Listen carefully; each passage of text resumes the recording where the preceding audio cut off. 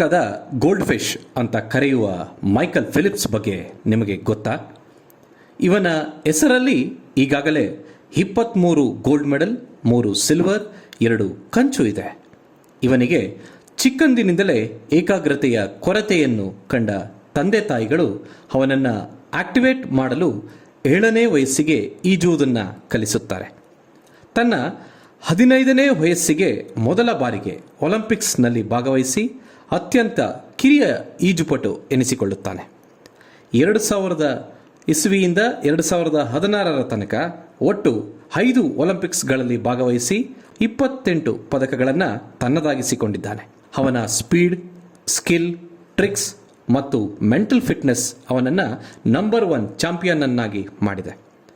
ಆದರೆ ಫಿಲಿಪ್ಸ್ ಜೀವನದಲ್ಲೂ ಸಹ ಮಾನಸಿಕ ಒತ್ತಡ, ಖಿನ್ನತೆ, ನಿರಾಶೆ, ಪರ್ಸನಲ್ ಪ್ರಾಬ್ಲಮ್ಸ್ ಎಲ್ಲ ಬಂದರೂ ಸಹ ಜಗ್ಗದೆ ಕುಗ್ಗದೆ ಎಲ್ಲ ಕಷ್ಟಗಳನ್ನು ಮೆಟ್ಟಿ ನಿಂತು ಇಂದು ಒಲಿಂಪಿಕ್ಸ್ ಇತಿಹಾಸದಲ್ಲೇ ಯಾರೂ ಮಾಡದ ರೆಕಾರ್ಡ್ಗಳನ್ನು ಮಾಡಿದ್ದಾನೆ. ಇಂತಹ ವಿಚಾರಗಳಿಗಾಗಿ ನಮ್ಮ ಪೇಜ್ನ ಫಾಲೋ ಮಾಡಿ. ಇಷ್ಟ ಆದರೆ ಲೈಕ್ ಬಟನ್ ಒತ್ತಿ ಸಬ್ಸ್ಕ್ರೈಬ್ ಆಗಿ.